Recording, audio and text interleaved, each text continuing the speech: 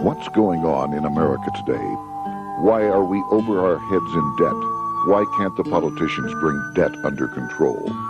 Why are so many people, often both parents now, working at low-paying, dead-end jobs and still making do with less? What's the future of the American economy and way of life? Why does the government tell us inflation is low when the buying power of our paychecks is declining at an alarming rate? Only a generation ago, bread was a quarter, and you could get a new car for $19.95. The problem is that since 1864, we've had a debt-based banking system. All our money is based on government debt. We cannot extinguish government debt without extinguishing our money supply. That's why talk of paying off the national debt without reforming our banking system is an impossibility. That's why the solution does not lie in discussing the size of the national debt, rather it lies in reforming our banking system. This is the Federal Reserve headquarters in Washington. It sits on this very impressive address, right on Constitution Avenue, right across from the Lincoln Memorial. But is it federal? Is it really part of the United States government? Well, what we're about to show you is that there's nothing federal about the Federal Reserve, and there are no reserves. The name is a deception created back before the Federal Reserve Act was passed in 1913 to make Americans think that America's central bank operates in the public interest. The truth is that the Federal Reserve is a private bank owned by private stockholders and run purely for their private profit. That's exactly correct. The Fed is a privately owned for-profit corporation, which again has no reserves, at least no reserves available to back up the Federal Reserve notes, which is our common currency. Oh, absolutely. The Federal Reserve is neither federal and has doubtful reserves. It's a private bank that is owned by member banks. And it was chartered under the guise of deceit by an act of Congress in 1913. If there's still any doubt whether the Federal Reserve is a part of the U.S. government, check your local telephone book.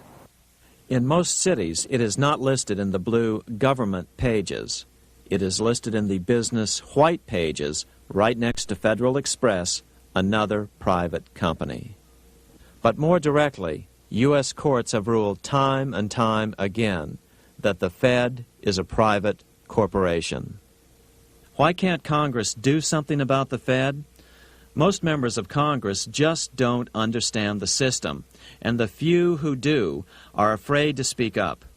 For example, initially a veteran congressman from Chicago asked us if he could be interviewed for this video.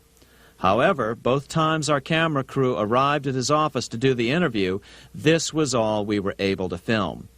The congressman never appeared, and eventually decided he no longer wanted to participate. But a few others in Congress have been bolder over the years. Here are three quick examples. In 1923, Representative Charles A. Lindbergh, a Republican from Minnesota, and father of the famed aviator Lucky Lindy, put it this way: the financial system has been turned over to the Federal Reserve Board. That board administers the finance system by authority of a purely profiteering group. The system is private, conducted for the sole purpose of obtaining the greatest possible profits from the use of other people's money. One of the most outspoken critics in Congress of the Fed was the former chairman of the House Banking and Currency Committee during the Great Depression years. Lewis T. McFadden, Republican of Pennsylvania, said in 1932, "We have in this country one of the most corrupt institutions the world has ever known. I refer to the Federal Reserve Board. This evil institution has impoverished the people of the United States and has practically bankrupted our government. It has done this through the corrupt practices of the moneyed vultures who control it." Senator Barry Goldwater was a frequent critic of the Fed. Most Americans have no real understanding of the operation of the international moneylenders. The accounts of the Federal Reserve System have never been audited. It operates outside the control of Congress and manipulates the credit of the United States. The Federal Reserve really even though it is not part of the federal government, it is more powerful than the federal government. It's more powerful than the president, the Congress, and the courts. Now, a lot of people challenge me on that, but let me prove my case. The Federal Reserve determines what the average person's car payment is going to be, what their house payment is going to be, and whether they have a job or not. And I submit to you that that's total control. And the Federal Reserve is the largest single creditor of the United States government. What does Proverbs tell us? The borrower is servant to the lender. What one has to understand is that from the day the Constitution was adopted right up to today, the folks who profit from privately owned central banks, as Madison called them, the money changers, have fought a running battle for control over who gets to print America's money. Why is who prints the money so important? Think of money as just another commodity. If you have a monopoly on a commodity that everyone needs, everyone wants, and nobody has enough of, there are lots of ways to make a profit, and also exert tremendous political influence. That's what this battle is all about. Throughout the history of the United States, the money power has gone back and forth between Congress and some sort of privately owned central bank. The Founding Fathers knew the evils of a privately owned central bank. First of all, they had seen how the privately owned British central bank, the Bank of England, had run up the British national debt to such an extent that Parliament had been forced to place unfair taxes on the American colonies. In fact, as we'll see later, Ben Franklin claimed that this was the real cause of the American Revolution. Most of the Founding Fathers realized the potential dangers of banking and feared bankers' accumulation of wealth and power. Jefferson put it this way: I sincerely believe that banking institutions are more dangerous to our liberties than standing armies. The issuing power should be taken from the banks and restored to the people to whom it properly belongs. That succinct statement of Jefferson is, in fact, the solution to all our economic problems today. It bears repeating. The issuing power should be taken from the banks and restored to the people to whom it properly belongs. James Madison, the main author of the Constitution, agreed. Interestingly, he called those behind the central bank scheme money changers. Madison strongly criticized their actions. History records that the money changers have used every form of abuse, intrigue, deceit, and violent means possible to maintain their control over governments by controlling money and its issuance. The battle over who gets to issue our money has been the pivotal issue throughout the history of the United States. Wars are fought over it, depressions are caused to acquire it. Yet after World War I, this battle was rarely mentioned in newspapers or history books. Why? By World War I, the money changers, with their dominant wealth, had seized control of most of the nation's press. Throughout U.S. history, this battle over who gets the power to issue our money has raged. In fact, it's changed hands back and forth 8 times since 1764.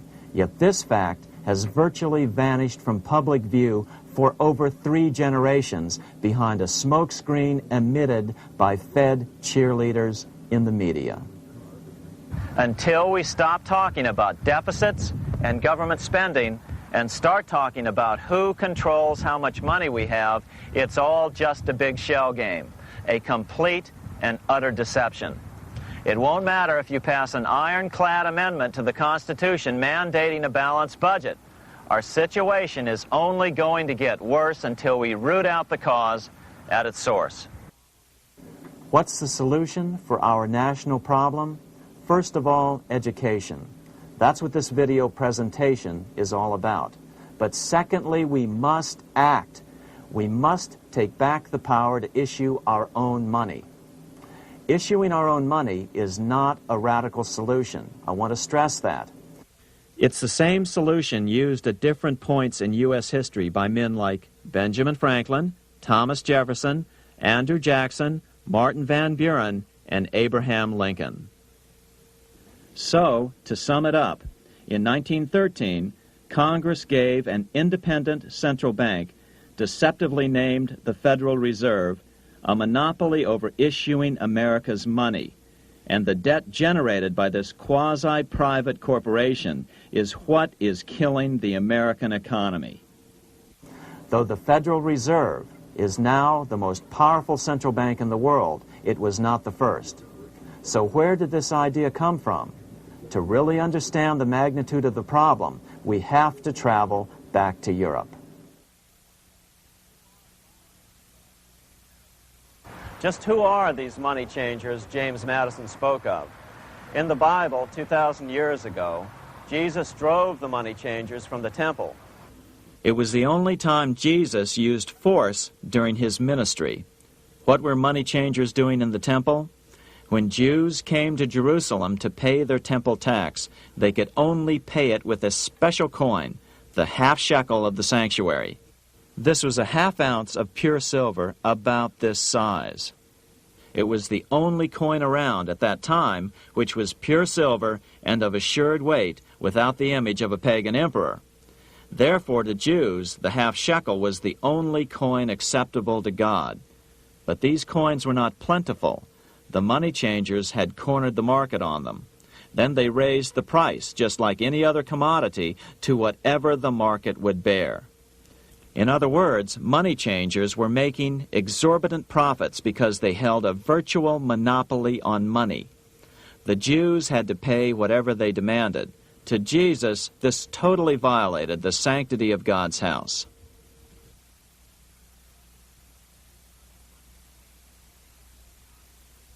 But the money-changing scam did not originate in Jesus' day. 200 years before Christ, Rome was having trouble with money changers. 2 early Roman emperors had tried to diminish the power of the money changers by reforming usury laws and limiting land ownership to 500 acres. They were both assassinated. In 48 BC, Julius Caesar took back the power to coin money from the money changers and minted coins for the benefit of all. With this new, plentiful supply of money, he built great public works projects. By making money plentiful, Caesar won the love of the common man. But the money changers hated him. Some believe this was an important factor in Caesar's assassination. One thing is for sure, with the death of Caesar came the demise of plentiful money in Rome. Taxes increased, as did corruption. Just as in the case of America today, usury and debased coin became the rule. Eventually, the Roman money supply was reduced by 90%. As a result, the common people lost their lands and their homes, just as is about to happen soon in America. With the demise of plentiful money, the masses lost confidence in the Roman government and refused to support it. Rome plunged into the gloom of the Dark Ages.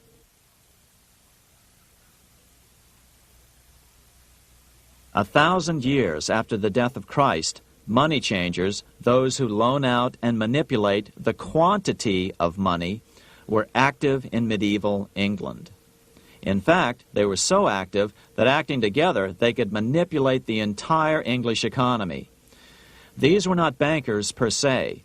The money changers generally were the goldsmiths.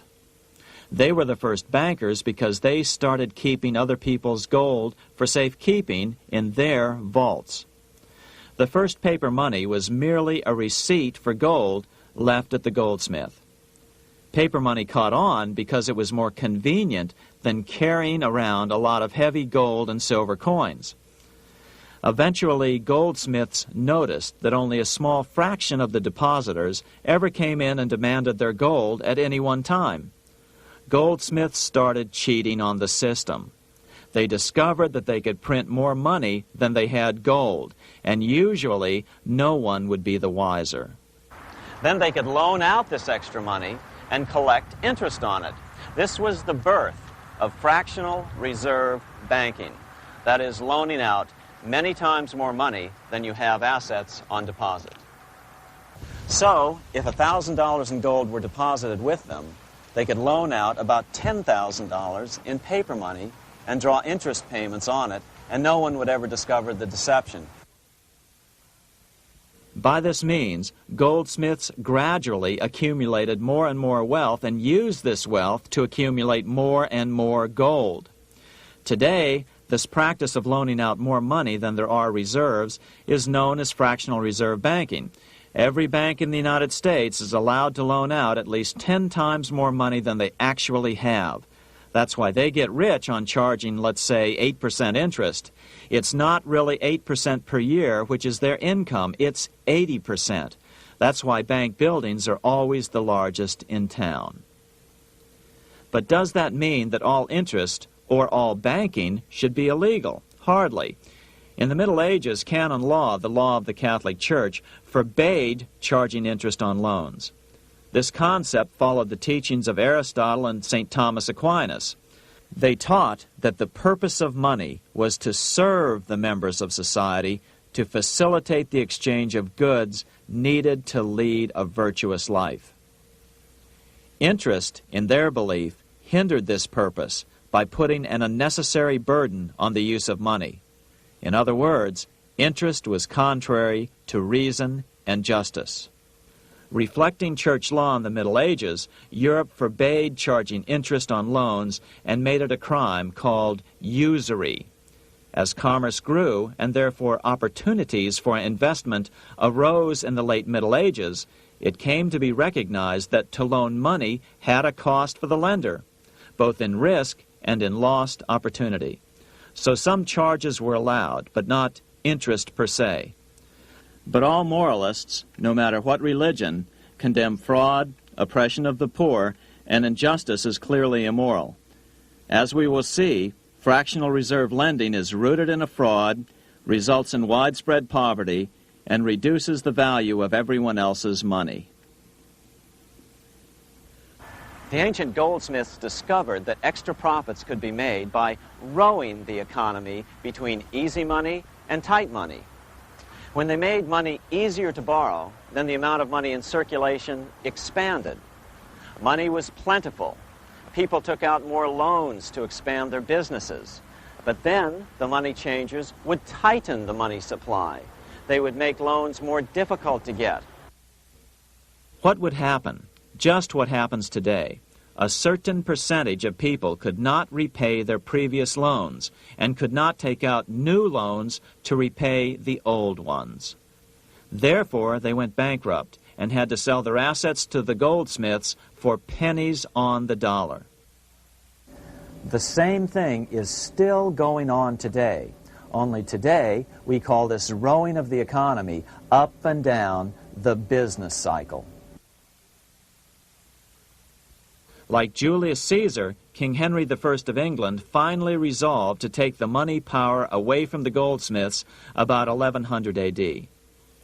Henry could have used anything as money, seashells, feathers, or even yak dung, as is often done in remote Tibetan provinces. But he invented one of the most unusual money systems in history. It was called the tally stick system. Here I have one of the few surviving examples of this form of British money, which lasted 726 years until 1826, a tally stick. The tally system was adopted to avoid the monetary manipulation of the goldsmiths. Tally sticks were money fabricated out of sticks of polished wood. Notches were cut along one edge of the stick to indicate the denominations. Then the stick was split lengthwise through the notches so that both pieces still had a record of the notches. The king kept one half to protect against counterfeiting. Then he would spend the other half into the economy and they would circulate as money. This particular tally stick is huge. It represented 25,000 pounds. One of the original stockholders in the Bank of England purchased his original shares with this stick.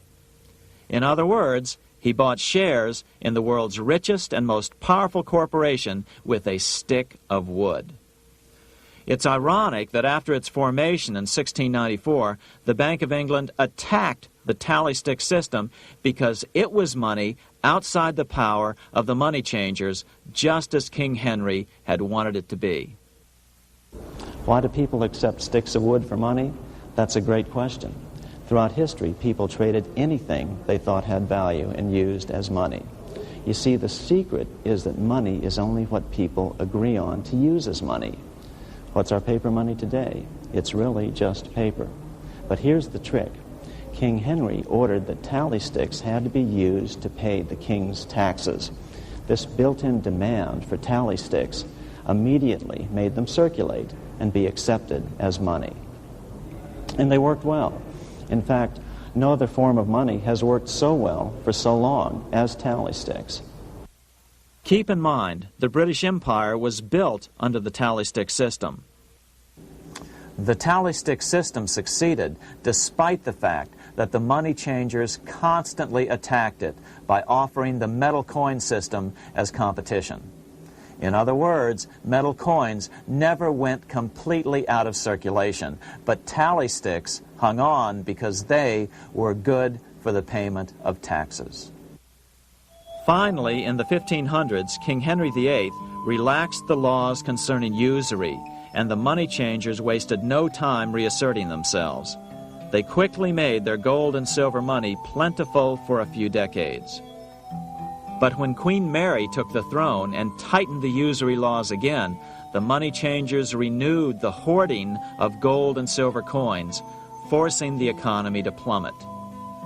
When Queen Mary's sister, Queen Elizabeth I, took the throne, she was determined to regain control over English money. Her solution was to issue gold and silver coins from the public treasury and take the control over the money supply away from the money changers. Although control over money was not the only cause of the English Revolution in 1642, religious differences fueled the conflict. Monetary policy played a major role. Financed by the money changers, Oliver Cromwell finally overthrew King Charles, purged the Parliament, and put the king to death. The money changers were immediately allowed to consolidate their financial power. The result was that for the next 50 years, the money changers plunged Great Britain into a series of costly wars.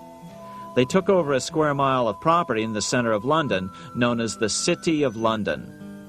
This area today is still known as one of the 3 predominant financial centers of the world. Conflicts with the Stuart kings led the money changers in England to combine with those in the Netherlands to finance the invasion of William of Orange, who overthrew the Stuarts in 1688 and took the English throne.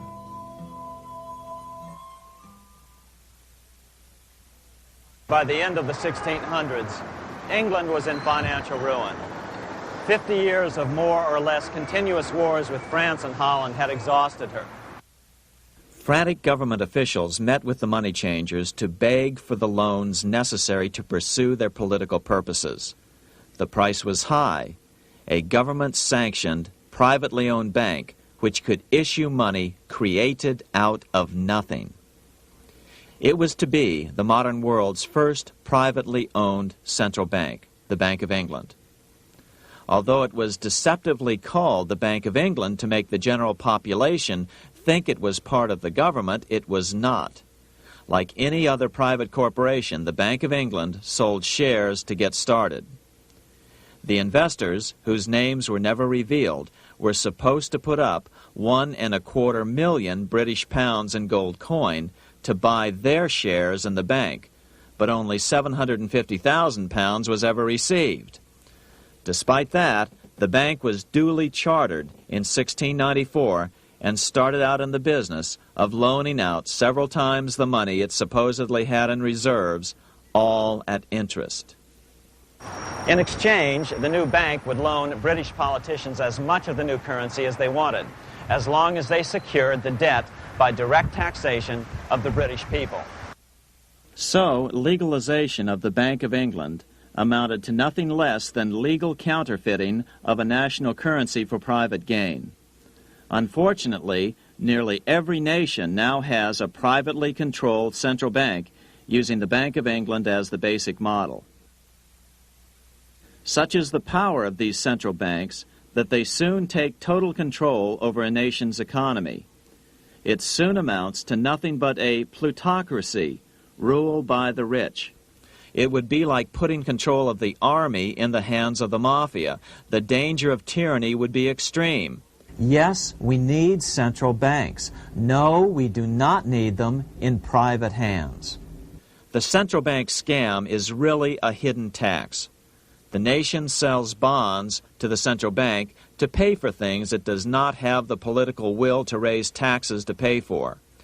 But the bonds are purchased with money the central bank creates out of nothing.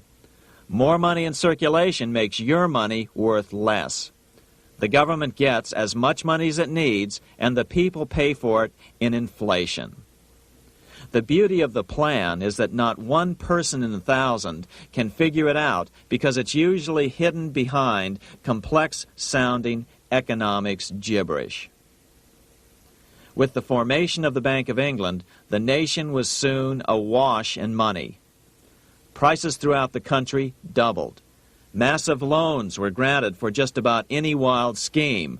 One venture proposed to drain the Red Sea to recover gold supposedly lost when the Egyptian army drowned pursuing Moses and the Israelites. By 1698, government debt grew from the initial £1.25 million to £16 million. Naturally, taxes were increased and then increased again to pay for all of this.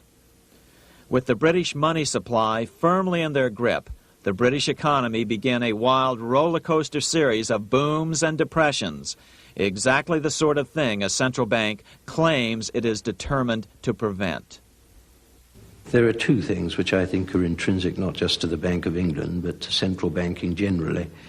The first is an involvement in the formulation of monetary policy with the specific objective of achieving monetary stability.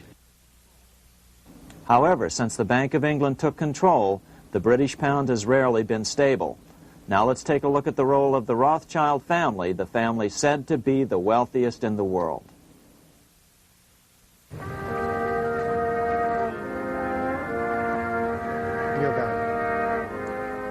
This is Frankfurt, Germany.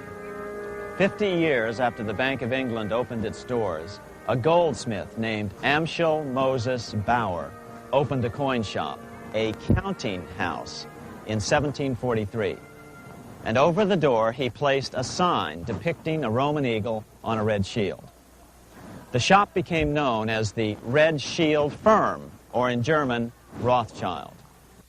When his son, Amschel Meyer Bauer, inherited the business, he decided to change his name to Rothschild. Amschel soon learned that loaning money to governments and kings was more profitable than loaning to private individuals. Not only were the loans bigger, but they were secured by the nation's taxes. Mayer Rothschild had 5 sons. He trained them all in the skills of money creation, then sent them out to the major capitals of Europe to open branch offices of the family banking business. His first son, Amschel Meyer, stayed in Frankfurt to mind the hometown bank. His second son, Solomon, was sent to Vienna. His third son, Nathan, was clearly the most clever. He was sent to London at age 21 in 1798, 100 years after the founding of the Bank of England. His fourth son, Karl, went to Naples, and his fifth son, Jacob, went to Paris. In 1785, Mayer Amschel moved his entire family to this larger house, a 5-story dwelling he shared with the Schiff family. This house was known as the Green Shield. The Rothschilds and the Schiffs would play a central role in the rest of European financial history and in that of the United States. The Rothschilds broke into dealings with European royalty here at Wilhelmshof, the palace of the wealthiest man in Germany. In fact, the wealthiest monarch in all Europe, Prince William of Hesse-Kassel. At first, the Rothschilds were only helping William speculate in precious coins. But when Napoleon chased Prince William into exile, he sent £550,000, a gigantic sum at that time, to Nathan Rothschild in London with instructions for him to buy consols, British government bonds, also called government stock. But Rothschild used the money for his own purposes. With Napoleon on the loose, the opportunities of wartime investments were nearly limitless. William returned here sometime prior to the Battle of Waterloo in 1815. He summoned Rothschild and demanded his money back. The Rothschilds returned William's money with the interest the British consuls would have paid him had the investment actually been made. But the Rothschilds kept all the past profits they had made using William's money. Nathan Rothschild later bragged that in the 17 years he'd been in England, he'd increased his original £20,000 stake given to him by his father by 2,500 times. By cooperating within the family, the Rothschilds soon grew unbelievably wealthy. By the mid-1800s, they dominated all European banking and were certainly the wealthiest family in the world. They financed Cecil Rhodes, making it possible for him to establish a monopoly over the diamond and gold fields of South Africa. In America, they financed the Harrimans and railroads, the Vanderbilts and railroads and the press, and Carnegie in the steel industry, among many others. In fact, during World War I, J.P. Morgan was thought to be the richest man in America. But after his death, it was discovered that he was actually only a lieutenant of the Rothschilds. Once Morgan's will was made public, it was discovered that he owned only 19% of J.P. Morgan companies. By 1850, James Rothschild, the heir of the French branch of the family, was said to be worth 600 million French francs, 150 million more than all the other bankers in France put together. He built this mansion called Ferrier, just east of Paris. Wilhelm I, on seeing it, exclaimed, "Kings couldn't afford this. It could only belong to a Rothschild." Another 19th century French commentator put it this way: "There is but one power in Europe, and that is Rothschild." There is no evidence that their predominant standing in European or world finance has changed. Now let's take a look at the results the Bank of England had produced on the British economy and how that later was the root cause of the American Revolution.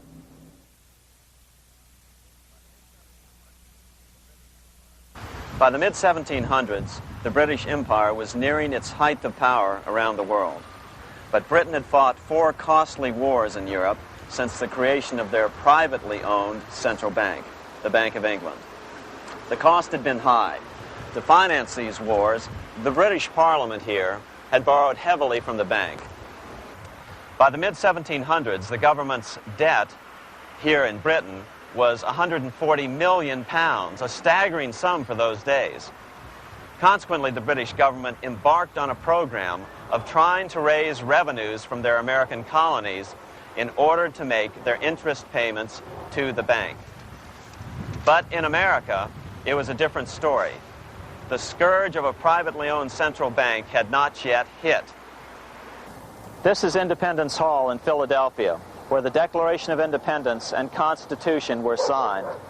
In the mid-1700s, pre-revolutionary America was still relatively poor. There was a severe shortage of precious metal coins to trade for goods, so the early colonists were forced to experiment with printing their own homegrown paper money. Some of these experiments were successful. Franklin was a big supporter of the colonies printing their own paper money. In 1757, Franklin was sent to London. He ended up staying for the next 18 years here, nearly until the start of the American Revolution. During this period, the American colonies began to issue their own money. Called colonial scrip, the endeavor was very successful.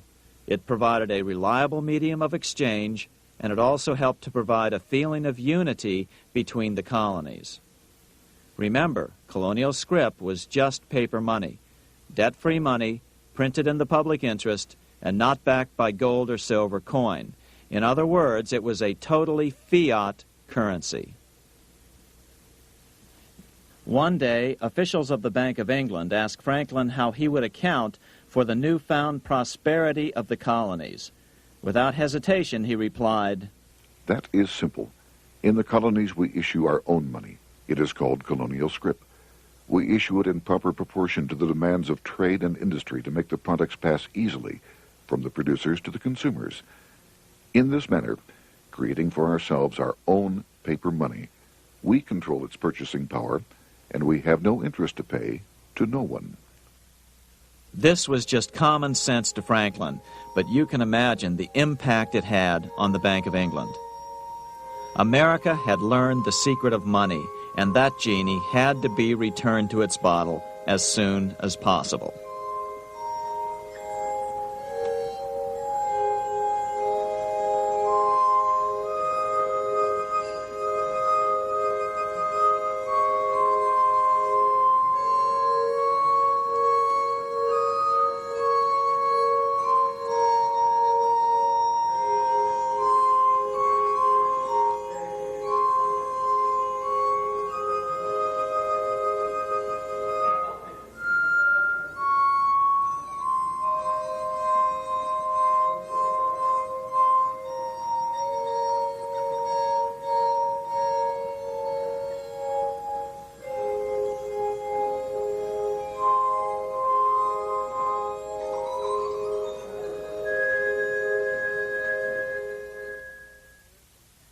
As a result, Parliament hurriedly passed the Currency Act of 1764.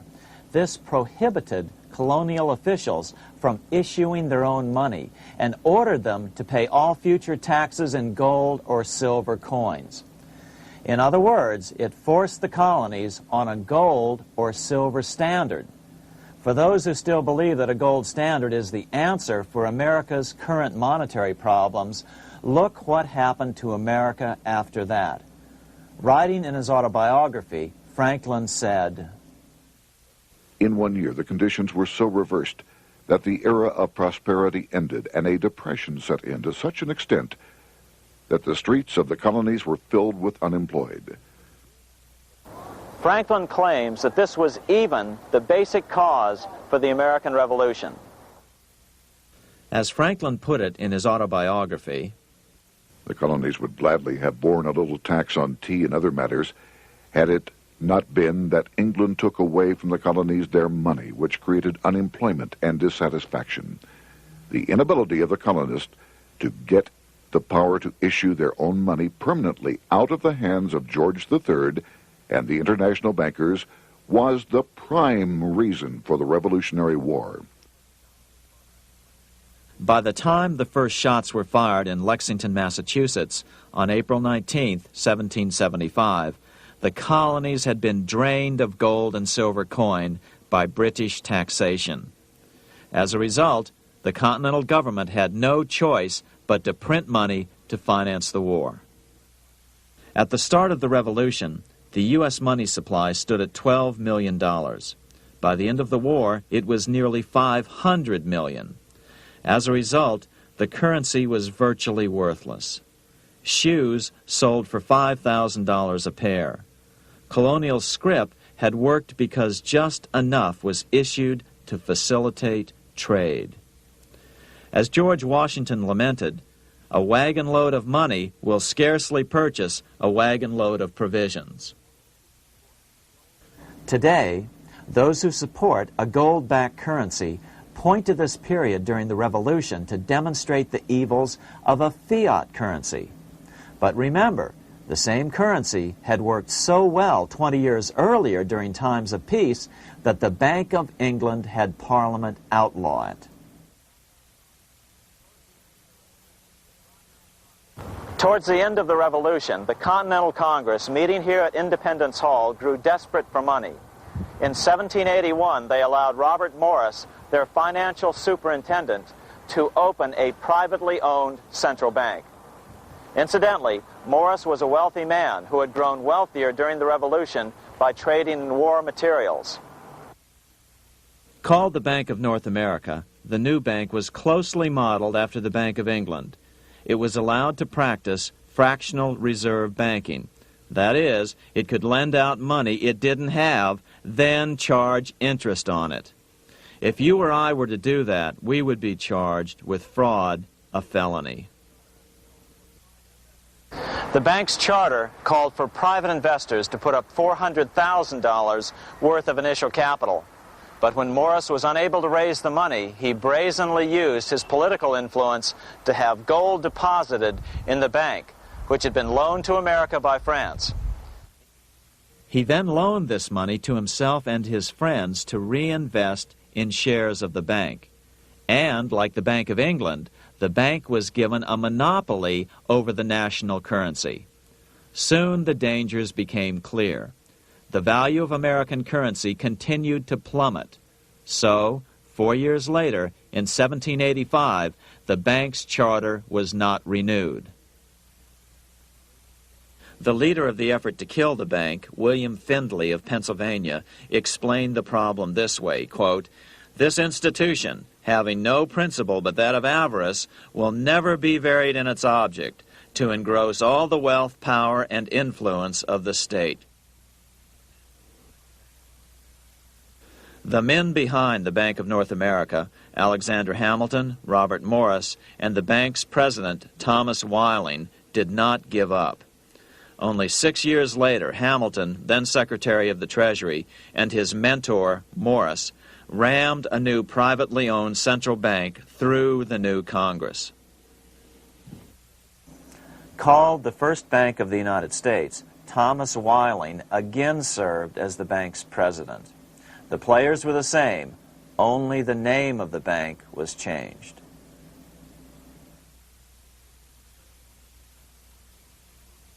In 1787, colonial leaders assembled in Philadelphia to replace the ailing Articles of Confederation. As we saw earlier, both Thomas Jefferson and James Madison were unalterably opposed to a privately owned central bank. They had seen the problems caused by the Bank of England. They wanted nothing of it. As Jefferson later put it,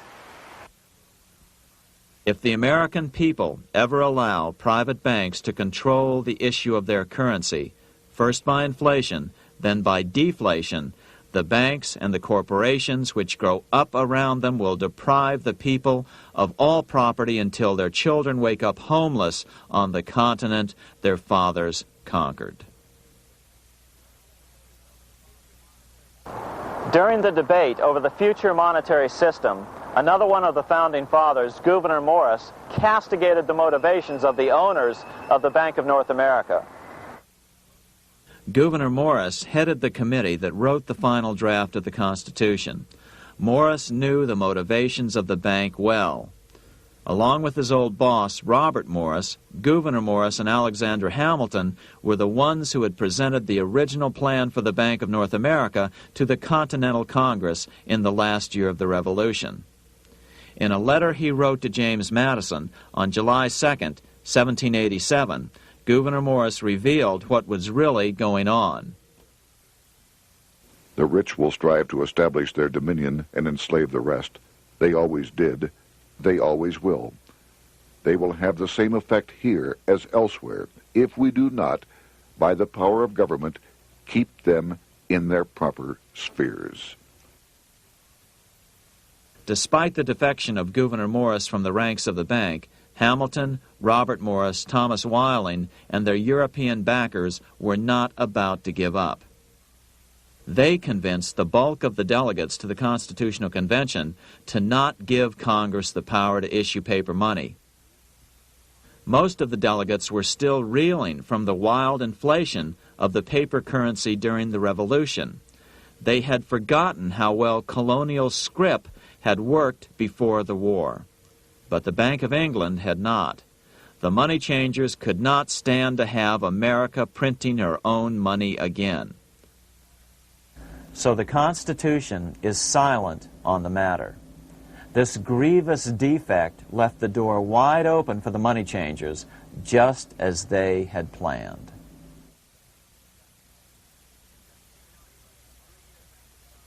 In 1790, less than 3 years after the Constitution had been signed, the money changers struck again.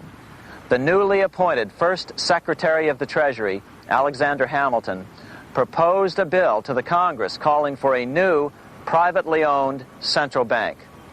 Coincidentally, that was the very year that Amschel Rothschild made his pronouncement from his flagship bank in Frankfurt. Let me issue and control a nation's money, and I care not who writes the laws. Alexander Hamilton was a tool of the international bankers, and he wanted to create the U.S. Bank, the BUS, or the Bank of the United States, and did so. Interestingly, one of Hamilton's first jobs after graduating from law school in 1782 was as an aide to Robert Morris, the head of the Bank of North America. In fact, the year before, Hamilton had written Morris a letter saying, "A national debt, if it is not excessive, will be to us a national blessing." A blessing to whom? After a year of intense debate, in 1791, Congress passed the bill and gave it a 20-year charter. The new bank was to be called the First Bank of the United States, or BUS. Here we are in front of the First Bank of the United States in Philadelphia.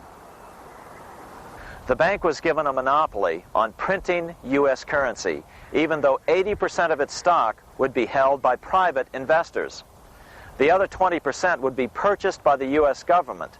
But the reason was not to give the government a piece of the action. It was to provide the capital for the other 80% owners. As with the old Bank of North America and the Bank of England before that, the stockholders never paid the full amount for their shares. The U.S. government put up their initial $2 million in cash. Then the bank, through the old magic of fractional reserve lending, made loans to its charter investors so they could come up with the remaining $8 million of capital needed for this risk-free investment. Like the Bank of England, the name of the Bank of the United States was deliberately chosen to hide the fact that it was privately controlled. And like the Bank of England, the names of the investors in the bank were never revealed. Many years later, it was a common saying that the Rothschilds were the power behind the old Bank of the United States. The bank was sold to Congress as a way to bring stability to the banking system and eliminate inflation. So what happened? Over the first 5 years, the U.S. government borrowed $8.2 million from the Bank of the United States. In the same 5-year period, prices rose by 72%. Jefferson, as the new Secretary of State, watched the borrowing with sadness and frustration, unable to stop it. I wish it were possible to obtain a single amendment to our Constitution, taking from the federal government the power of borrowing. Millions of Americans feel the same way today. They watch in helpless frustration as the federal government borrows the American economy into oblivion. So, although it was called the First Bank of the United States, it was not the first attempt at a privately owned central bank in this country. As with the Bank of North America, the government put up most of the cash to get this private bank going, then the bankers loaned the money to each other to buy the remaining stock in the bank. It was a scam, plain and simple, and they wouldn't be able to get away with it for long. But first, we have to travel back to Europe to see how a single man was able to manipulate the entire British economy by obtaining the first news of Napoleon's final defeat.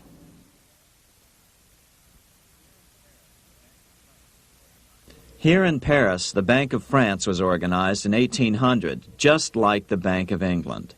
But Napoleon decided France had to break free of debt, and he never trusted the Bank of France. He declared that when a government is dependent upon bankers for money, the bankers, not the leaders of the government, are in control. The hand that gives is above the hand that takes. Money has no motherland. Financiers are without patriotism and without decency.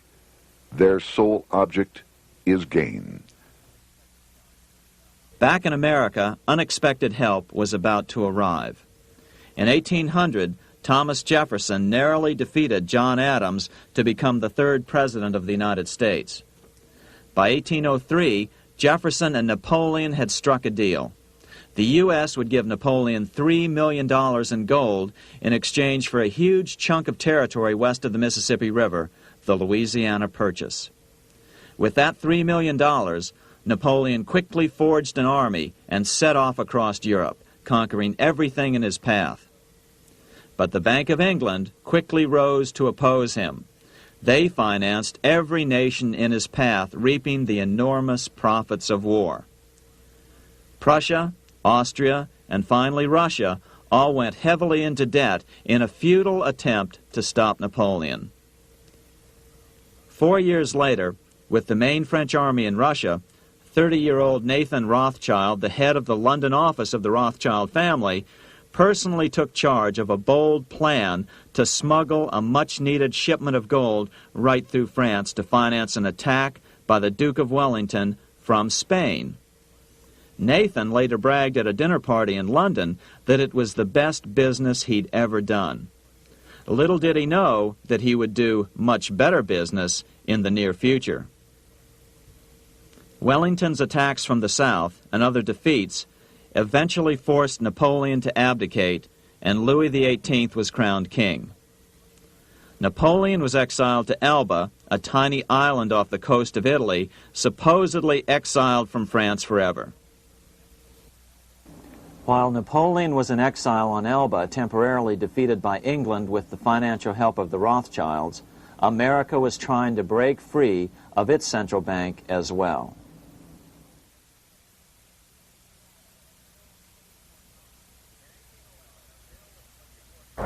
In 1811, a bill was put before Congress to renew the charter of the Bank of the United States. The debate grew very heated, and the legislatures of both Pennsylvania and Virginia passed resolutions asking Congress to kill the bank. The press corps of the day attacked the bank openly, calling it a great swindle, a vulture, a viper, and a cobra. Oh, to have an independent press once again in America. A congressman named P.B. Porter attacked the bank from the floor of Congress, saying if the bank's charter was renewed, Congress, quote, will have planted in the bosom of this Constitution a viper, which one day or another will sting the liberties of this country to the heart, close quote. Prospects didn't look that good for the bank.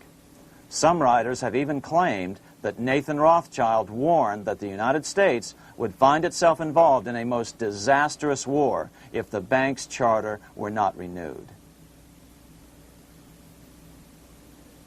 But it wasn't enough.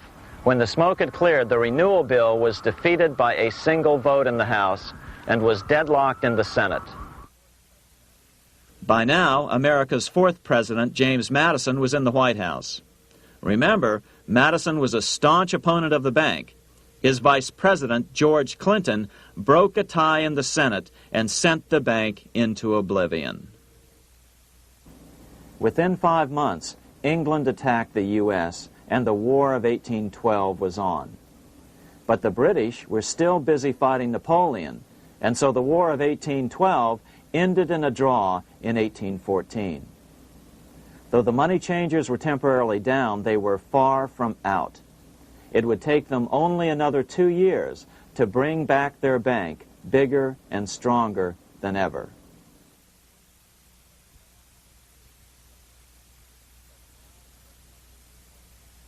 But now let's return to Napoleon, because nothing else in history more aptly demonstrates the ingenuity of the Rothschild family than their control of the British stock market after Waterloo. In 1815, a year after the end of the War of 1812 in America, Napoleon escaped his exile and returned to Paris. French troops were sent out to capture him, but such was his charisma that the soldiers rallied around their old leader and hailed him as their emperor once again. In March of 1815, Napoleon equipped an army which Britain's Duke of Wellington defeated less than 90 days later at Waterloo. Some writers claim Napoleon borrowed £5 million from the Bank of England to rearm, but it appears these funds actually came from the Ouvard banking house in Paris. Nevertheless, from about this point on, it was not unusual for privately controlled central banks to finance both sides in a war. Why would a central bank finance opposing sides in a war? Because war is the biggest debt generator of them all. A nation will borrow any amount for victory. The ultimate loser is loaned just enough to hold out the vain hope of victory, and the ultimate winner is given enough to win. Besides, such loans are usually conditioned upon the guarantee that the victor will honor the debts of the vanquished.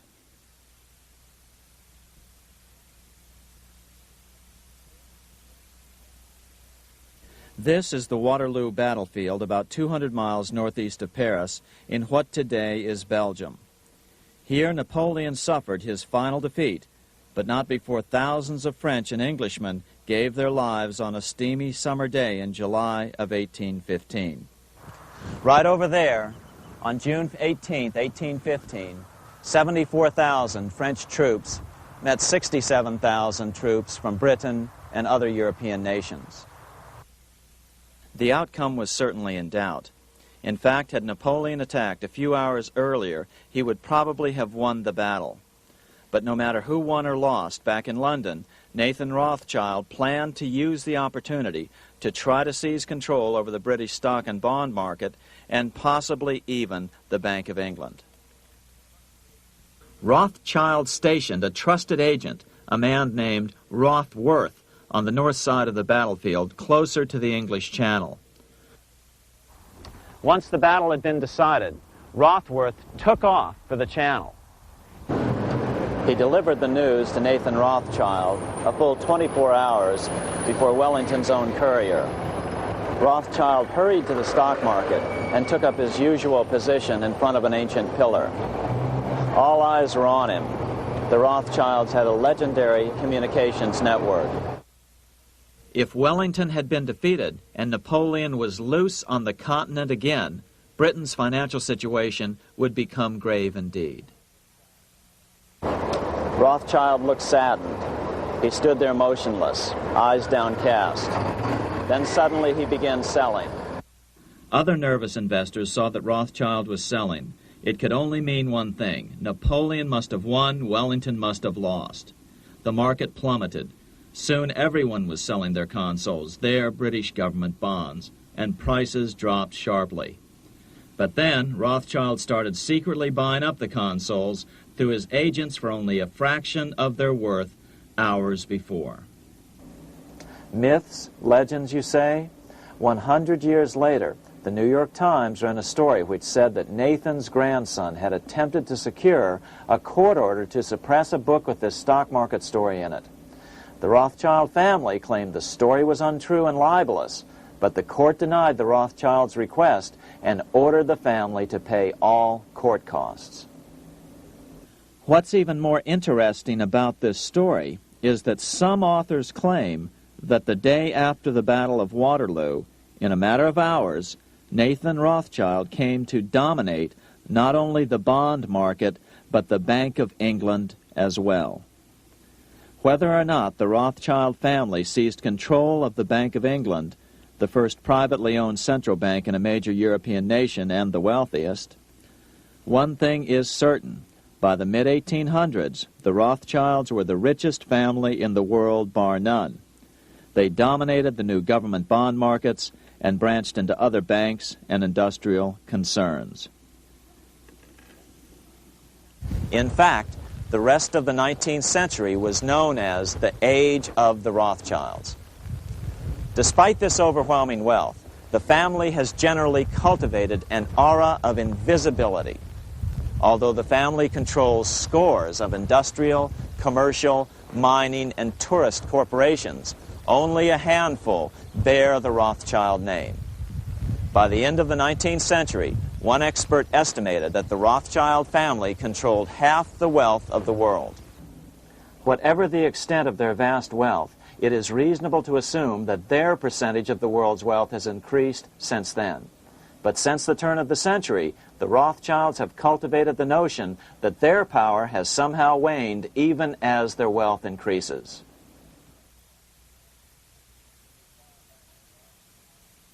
Meanwhile, back in Washington in 1816, just 1 year after Waterloo and Rothschild's alleged takeover of the Bank of England, the American Congress passed a bill permitting yet another privately owned central bank. This bank was called the Second Bank of the United States. The new bank's charter was a copy of the previous bank's. The U.S. government would own 20% of the shares of the bank. Of course, the federal share was paid by the Treasury up front into the bank's coffers. Then, through the magic of fractional reserve lending, it was transformed into loans to private investors who then bought the remaining 80% of the shares. Just as before, the primary stockholders remained a secret. But it is known that the largest block of shares, about 1/3 of the total, were sold to foreigners. As one observer put it, it is certainly no exaggeration to say that the Second Bank of the United States was rooted as deeply in Britain as it was in America. So, by 1816, some authors claim the Rothschilds had taken control over the Bank of England and backed a new, privately owned central bank in America as well.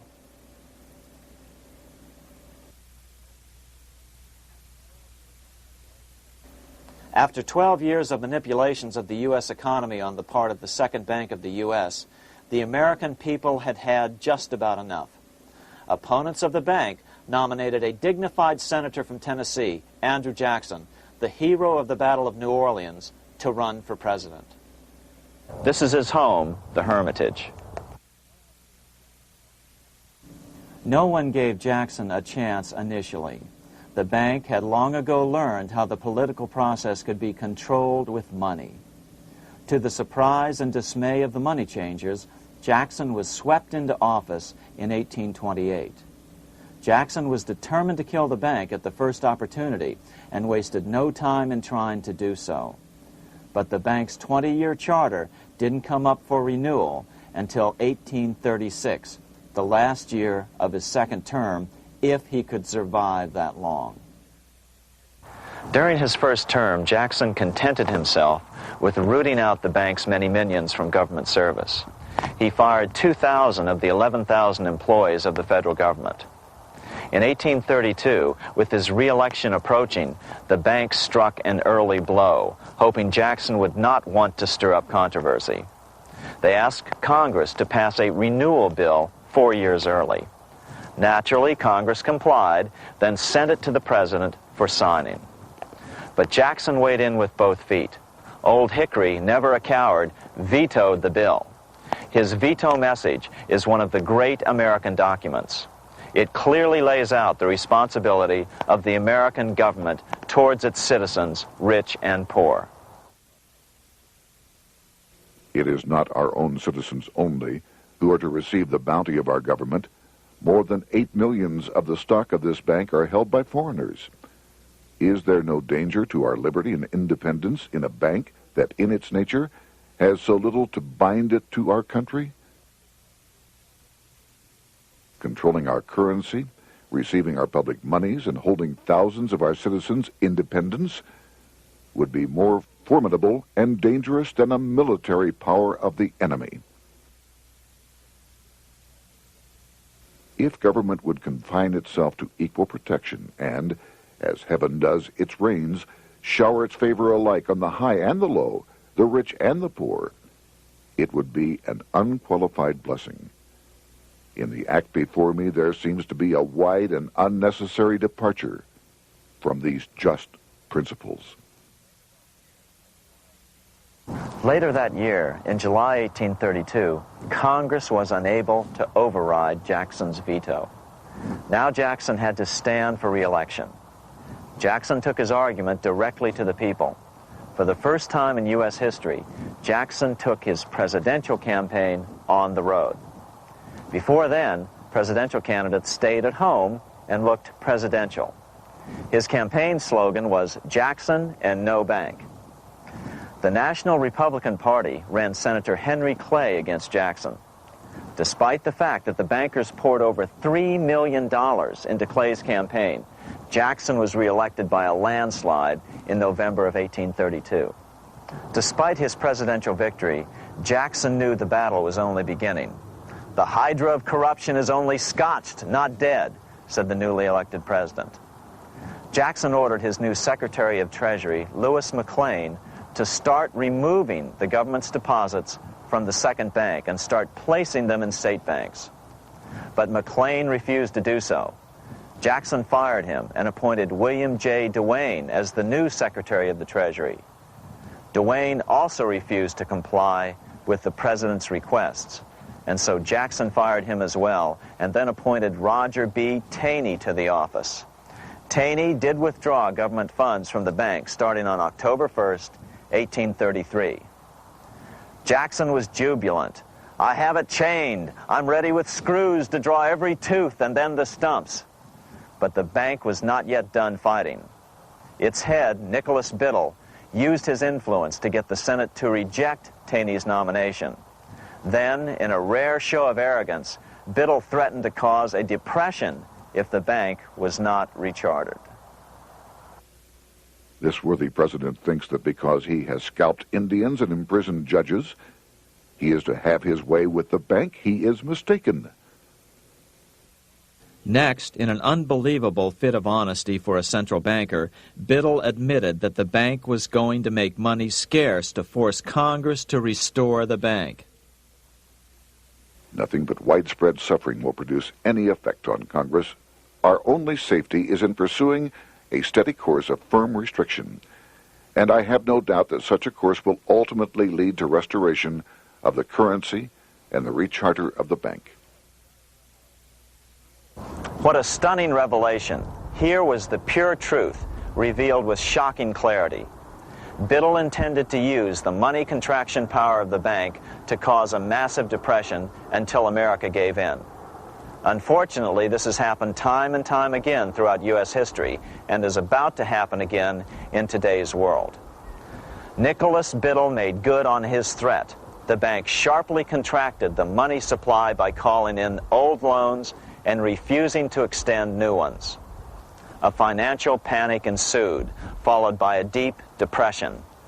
Naturally, Biddle blamed Jackson for the crash, saying that it was caused by the withdrawal of federal funds from the bank. Unfortunately, his plan worked well. Wages and prices sagged. Unemployment soared along with business bankruptcies. The nation quickly went into an uproar. Newspaper editors blasted Jackson in editorials. The bank threatened to withhold payments, which then could be made directly to key politicians for their support. Within only months, Congress assembled in what was called the panic session. 6 months after he had withdrawn funds from the bank, Jackson was officially censured by a resolution which passed the Senate by a vote of 26 to 20. It was the first time a president had ever been censured by Congress. Jackson lashed out at the bank. "You are a den of vipers. I intend to rout you out, and by eternal God, I will rout you out." America's fate teetered on a knife edge. If Congress could muster enough votes to override Jackson's veto, the bank would be granted another 20-year monopoly or more over America's money, time enough to consolidate its already great power. Then a miracle occurred. The governor of Pennsylvania came out supporting President Jackson and strongly criticized the bank. On top of that, Biddle had been caught boasting in public about the bank's plan to crash the economy. Suddenly, the tide shifted. In April of 1834, the House of Representatives voted 134 to 82 against rechartering the bank. This was followed up by an even more lopsided vote to establish a special committee to investigate whether the bank had caused the crash. When the investigating committee arrived at the bank's door in Philadelphia, armed with a subpoena to examine the books, Biddle refused to give them up.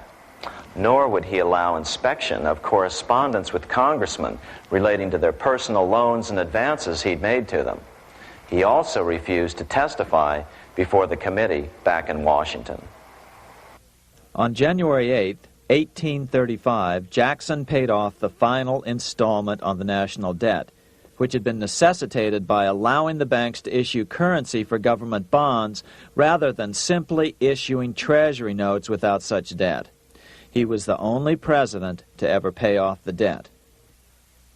A few weeks later, on January 30th, 1835, an assassin by the name of Richard Lawrence tried to shoot President Jackson, but by the grace of God, both pistols misfired. Lawrence was later found not guilty by reason of insanity.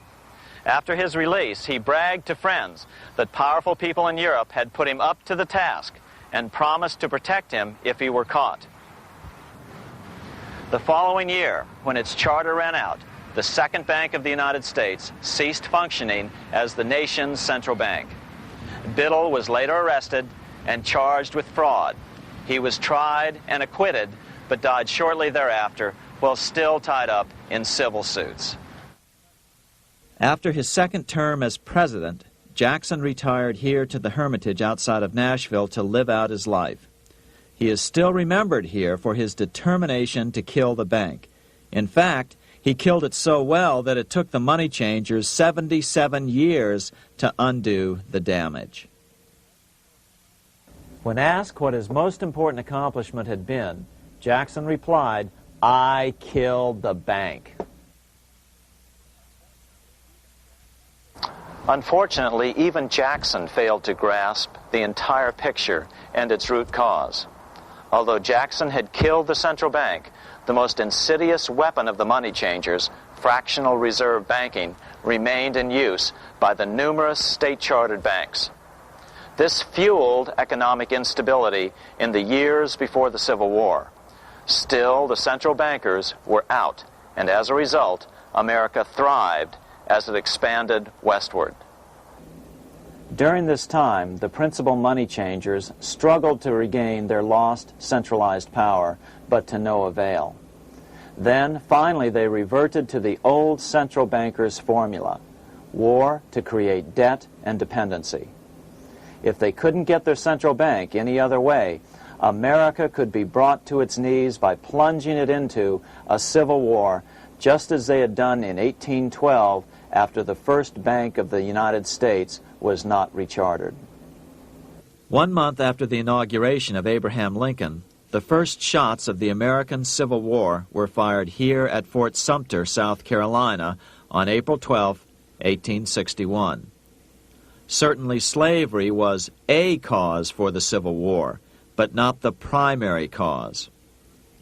Lincoln knew that the economy of the South depended upon slavery, and so before the Civil War, he had no intention of eliminating it.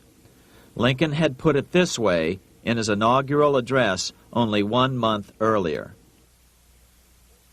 I have no purpose, directly or indirectly, to interfere with the institution of slavery in the states where it now exists. I believe I have no lawful right to do so, and I have no inclination to do so. Even after the first shots were fired here at Fort Sumter, Lincoln continued to insist that the Civil War was not about the issue of slavery. My paramount objective is to save the Union, and it is not either to save or destroy slavery. If I could save the Union without freeing any slave, I would do it. So what was the Civil War all about? There were many factors at play. Northern industrialists had used protective tariffs to prevent the southern states from buying cheaper European goods. Europe retaliated by stopping cotton imports from the South. The southern states were in a double financial bind. They were forced to pay more for most of the necessities of life, while their income from cotton exports plummeted. The South was angry. But there were other factors at work. The money changers were still stung by America's withdrawal from their control 25 years earlier. Since then, America's wildcat economy had made the nation rich, a bad example for the rest of the world. The central bankers now saw an opportunity to split the rich new nation, to divide and conquer by war. Was this just some sort of wild conspiracy theory at the time? Well, let's take a look at what a well-placed observer of the scene had to say at the time. His name was Otto von Bismarck, Chancellor of Germany, the man who united the German states a few years later. The division of the United States into federations of equal force was decided long before the Civil War by the high financial powers of Europe. These bankers were afraid that the United States, if they remained as one bloc and as one nation, would attain economic and financial independence which would upset their financial domination over the world. Within months after the first shots here at Fort Sumter, the central bankers loaned Napoleon III of France, the nephew of the Waterloo Napoleon, 210 million francs to seize Mexico and station troops along the southern border of the U.S., taking advantage of their war to violate the Monroe Doctrine and return Mexico to colonial rule. No matter what the outcome of the Civil War, a weakened America, heavily indebted to the money changers, would open up Central and South America once again to European colonization and domination. The very thing America's Monroe Doctrine had forbade in 1823. At the same time, Great Britain moved 11,000 troops into Canada and positioned them menacingly along America's northern border. The British fleet went to war alert should their quick intervention be called for. Lincoln knew he was in a double bind. That's why he agonized over the fate of the Union. There was a lot more to it than just differences between the North and the South.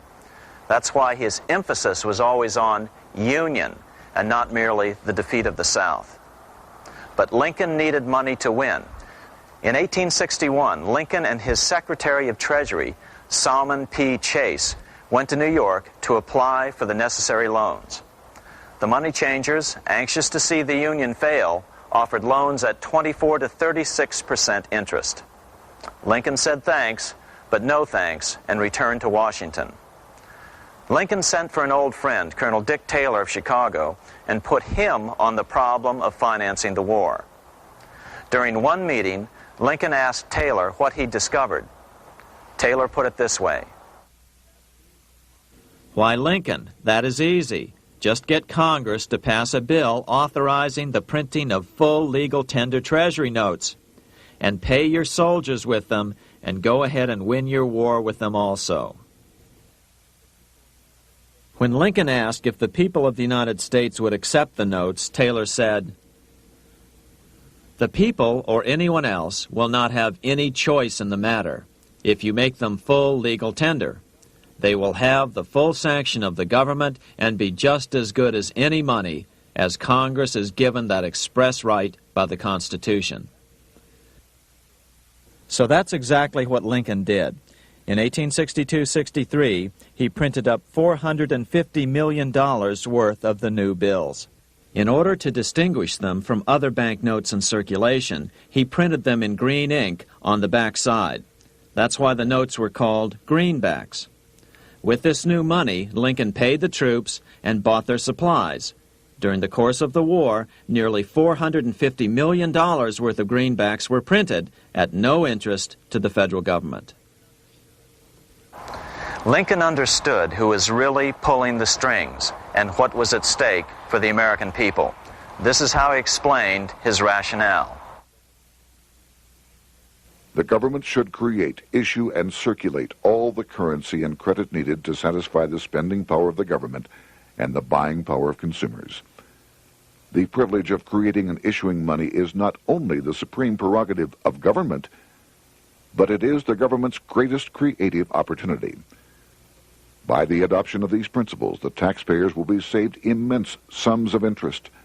Money will cease to be master and become the servant of humanity.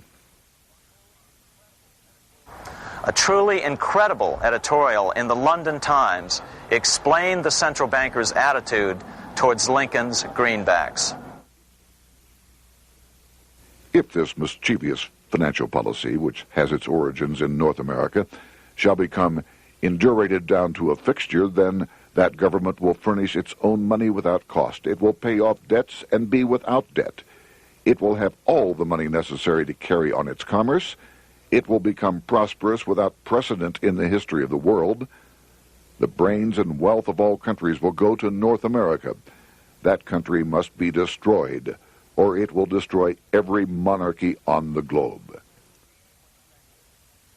The scheme was effective, so effective that the next year, 1863, with Federal and Confederate troops beginning to mass for the decisive battle of the Civil War, and the Treasury in need of further congressional authority to issue more greenbacks, Lincoln allowed the bankers to push through the National Bank Act. These new national banks would operate under a virtual tax-free status and collectively had the exclusive monopoly power to create the new form of money, banknotes. Though greenbacks continued to circulate, their numbers were not increased. But most importantly, from this point on, the entire U.S. money supply would be created out of debt by bankers buying U.S. government bonds and issuing them for reserves for banknotes. As historian John Kenneth Galbraith explained it, in numerous years following the war, the federal government ran a heavy surplus. It could not, however, pay off its debt, retire its securities, because to do so meant there would be no bonds to back the national banknotes. To pay off the debt was to destroy the money supply. Later in 1863, Lincoln got some unexpected help from Tsar Alexander II of Russia. The Tsar, like Bismarck in Germany, knew what the international money changers were up to and had steadfastly refused to let them set up a central bank in Russia. If America survived and was able to remain out of their clutches, the Tsar's position would remain secure. If the bankers were successful at dividing America and giving the pieces back to Great Britain and France, both nations under control of their central banks, eventually they would threaten Russia again. So the Tsar gave orders that if either England or France actively intervened and gave aid to the South, Russia would consider such action as a declaration of war. He did the same with part of his Pacific Fleet and sent them to port in San Francisco. Lincoln was reelected the next year, 1864. Had he lived, he would surely have killed the national bank's money monopoly extracted from him during the war. On November 21, 1864, he wrote a friend the following. The money power preys upon the nation in times of peace and conspires against it in times of adversity. It is more despotic than monarchy, more insolent than autocracy, more selfish than bureaucracy. Shortly before Lincoln was murdered, his former Secretary of Treasury, Salmon P. Chase, bemoaned his role in helping secure the passage of the National Banking Act only 1 year earlier. My agency in promoting the passage of the National Banking Act was the greatest financial mistake in my life. It has built up a monopoly which affects every interest in the country. On April 14, 1865, 41 days after his second inauguration and just 5 days after Lee surrendered to Grant at Appomattox, Lincoln was shot by John Wilkes Booth at Ford's Theater. Bismarck, Chancellor of Germany, lamented the death of Abraham Lincoln. The death of Lincoln was a disaster for Christendom. There was no man in the United States great enough to wear his boots. I fear that foreign bankers, with their craftiness and tortuous tricks, will entirely corrupt the exuberant riches of America and use it systematically to corrupt modern civilization. They will not hesitate to plunge the whole of Christendom into wars and chaos in order that the earth should become their inheritance. Bismarck well understood the money changers' plan. Allegations that international bankers were responsible for Lincoln's assassination surfaced in Canada 70 years later in 1934. Gerald G. McGeer, a popular and well-respected Canadian attorney, revealed this stunning charge in a 5-hour speech before the Canadian House of Commons, blasting Canada's debt-based money system. Remember, it was 1934, the height of the Great Depression, which was ravaging Canada as well. McGeer had obtained evidence deleted from the public record, provided to him by Secret Service agents at the trial of John Wilkes Booth, after Booth's death. McGeer said it showed that Booth was a mercenary working for the international bankers. According to an article in the Vancouver Sun of May 2nd, 1934, Abraham Lincoln, the martyred emancipator of the slaves, was assassinated through the machinations of a group representative of the international bankers who feared the United States president's national credit ambitions. There was only one group in the world at that time who had any reason to desire the death of Lincoln. They were the men opposed to his national currency program and who had fought him throughout the whole Civil War on his policy of greenback currency. Interestingly, McGeer claimed that Lincoln was assassinated not only because international bankers wanted to reestablish a central bank in America, but because they also wanted to base America's currency on gold. Gold they controlled. In other words, put America on a gold standard. Lincoln had done just the opposite by issuing U.S. notes, greenbacks, which were based purely on the good faith and credit of the United States. The article quoted McGeer as saying, "They were the men interested in the establishment of the gold standard and the right of the bankers to manage the currency and credit of every nation in the world. With Lincoln out of the way, they were able to proceed with that plan and did proceed with it in the United States. Within 8 years after Lincoln's assassination, silver was demonetized and the gold standard money system set up in the United States." Not since Lincoln has the U.S. issued debt-free United States notes. These red-sealed bills, which were issued in 1963, were not a new issue from President Kennedy, but merely the old greenbacks reissued year after year. In another act of folly and ignorance, the 1994 Regal Act actually authorized the replacement of Lincoln's greenbacks with debt-based notes. In other words, greenbacks were in circulation in the United States until 1994. Why was silver bad for the bankers and gold good? Simple. Because silver was plentiful in the United States. It was very hard to control. Gold was, and always has been, scarce. Throughout history, it has been relatively easy to monopolize gold, but silver has historically been 15 times more plentiful. With Lincoln out of the way, the money changers' next objective was to gain complete control over America's money. This was no easy task. With the opening of the American West, silver had been discovered in huge quantities. On top of that, Lincoln's greenbacks were generally popular. Despite the European central bankers' deliberate attacks on greenbacks, they continued to circulate in the United States, in fact, until a few years ago. According to historian W. Cleon Skousen, right after the Civil War, there was considerable talk about reviving Lincoln's brief experiment with the constitutional monetary system. Had not the European Money Trust intervened, it would have no doubt become an established institution. it is clear that the concept of America printing her own debt-free money sent shockwaves throughout the European central banking elite. They watched with horror as Americans clamored for more greenbacks. They may have killed Lincoln, but support for his monetary ideas grew. On April 12, 1866, nearly 1 year to the day of Lincoln's assassination, Congress went to work at the bidding of the European central banking interests.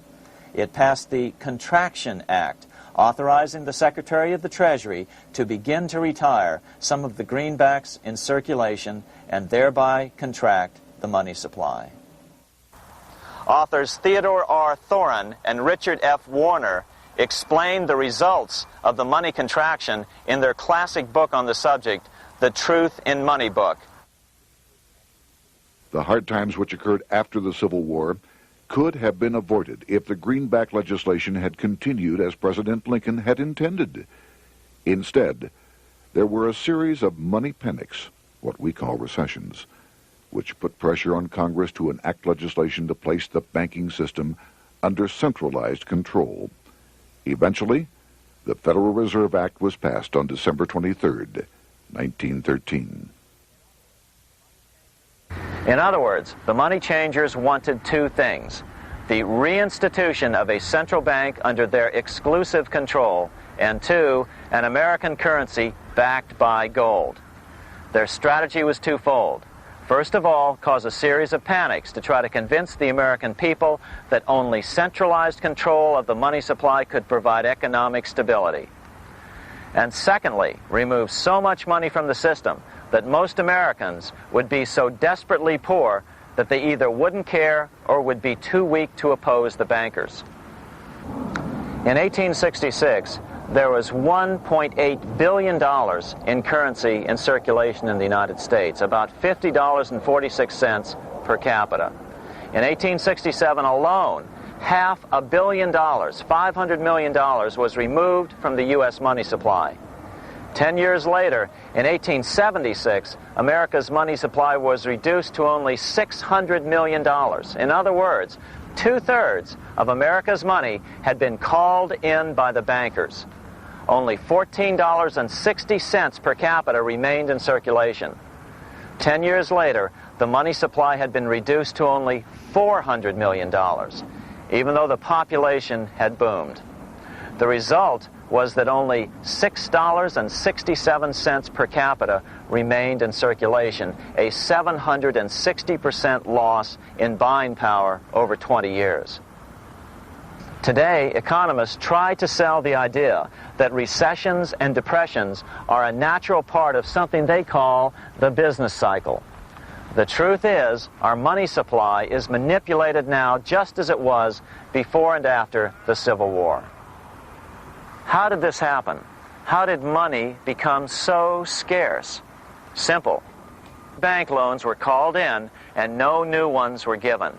In addition, silver coins were melted down. In 1872, a man named Ernest Sed was given 100,000 pounds, about $500,000, by the Bank of England and sent to America to bribe necessary congressmen to get silver demonetized. He was told that if that was not sufficient, to draw an additional 100,000 pounds or as much more as was necessary. The next year, Congress passed the Coinage Act of 1873, and the minting of silver dollars abruptly stopped. In fact, Representative Samuel Hooper, who introduced the bill in the House, acknowledged that Mr. Sed actually drafted the legislation. But it gets even worse than that. In 1874, Sed himself admitted who was behind the scheme. I went to America in the winter of 1872-73, authorized to secure, if I could, the passage of a bill demonetizing silver. It was in the interest of those I represented, the governors of the Bank of England, to have it done. By 1873, gold coins were the only form of coin money.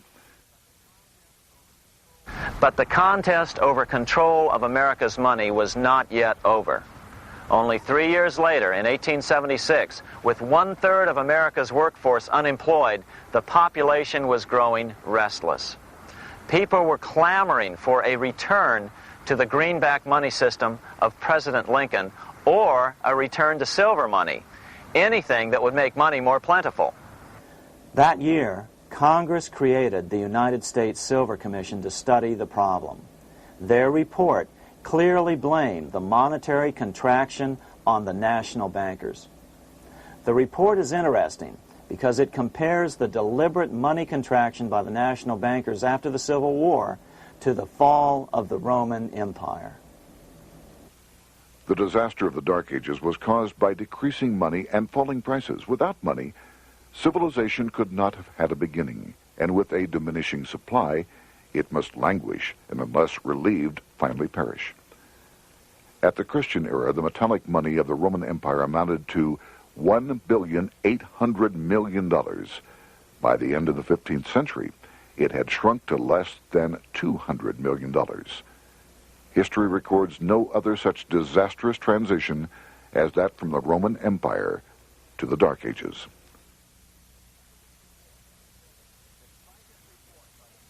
Despite this report by the Silver Commission, Congress took no action. The next year, 1877, riots broke out from Pittsburgh to Chicago. The torches of starving vandals lit up the sky. The bankers huddled to decide what to do.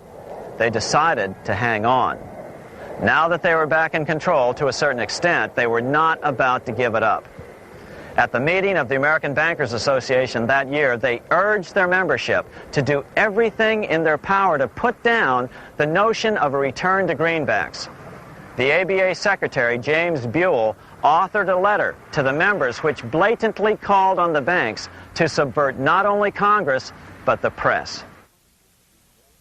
It is advisable to do all in your power to sustain such prominent daily and weekly newspapers, especially the agricultural and religious press, as will oppose the greenback issue of paper money, and that you will also withhold patronage from all applicants who are not willing to oppose the government issue of money. To repeal the act creating banknotes or to restore to circulation the government issue of money will be to provide the people with money and will therefore seriously affect our individual profits as bankers and lenders. See your congressman at once and engage him to support our interest that we may control legislation.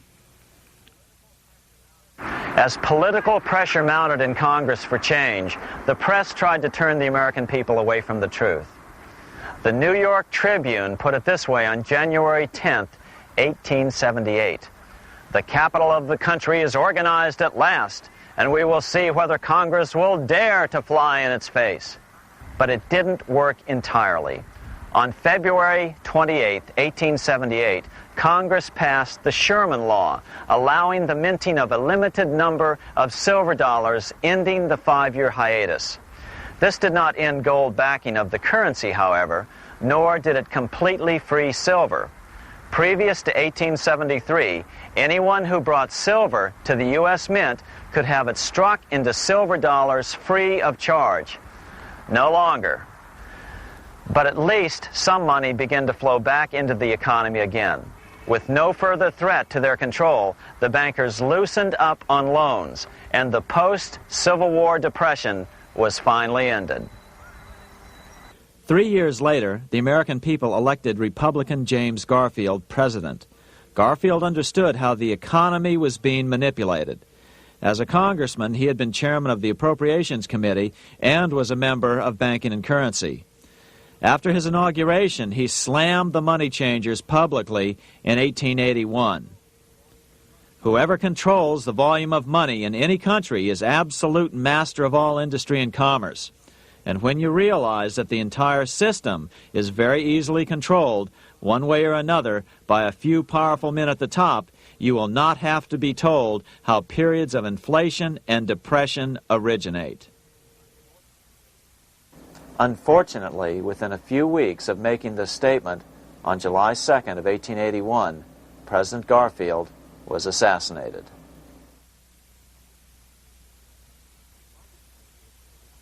The money changers were gathering strength fast.